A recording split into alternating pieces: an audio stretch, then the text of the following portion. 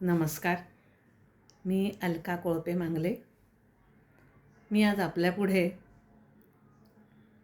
शांता शेळके यांची एक बालकविता सादर करणार आहे. अर्थात प्राध्यापिका शांता शेळके अतिशय प्रतिभासंपन्न असं व्यक्तिमत्व.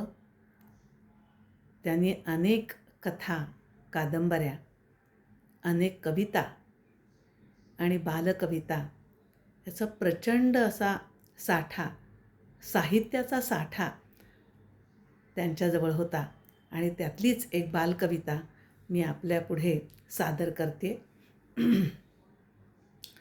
कवितेचं नाव आहे पाकोळी. हिरवी झाडी पिवळा डोंगर, हिरवी झाडी पिवळा डोंगर, निळी सावळी दरी, बेट बांबूचे त्यातून वाजे वाऱ्याची पावरी. कभिन्न काळ्या खडकामधुनी फुटती दुधाचे झरे. काय किती सुंदर.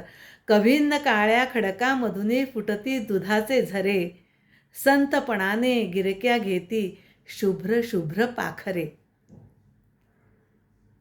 सोनावळीच्या सोन फुलांचा बाजूस ताफा उभा, तलमधुक्याची निळसर मखमल उडते भिडते नभा.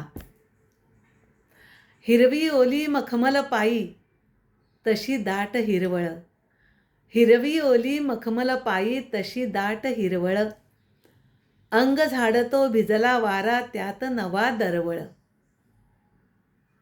डूल घालुनी जळथेंबाचे तृणपाते डोलते. काय कल्पना केली असेल बघा.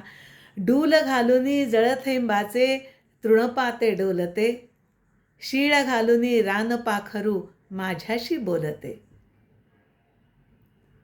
गोजिरवाणे करडू होऊन काय इथे बागडू, गोजिरवाणे करडू होऊन काय इथे बागडू, पाकोळी का पिवळी होऊन फुला फुलातून उडू, पाकोळी का पिवळी होऊन फुला फुलातून उडू.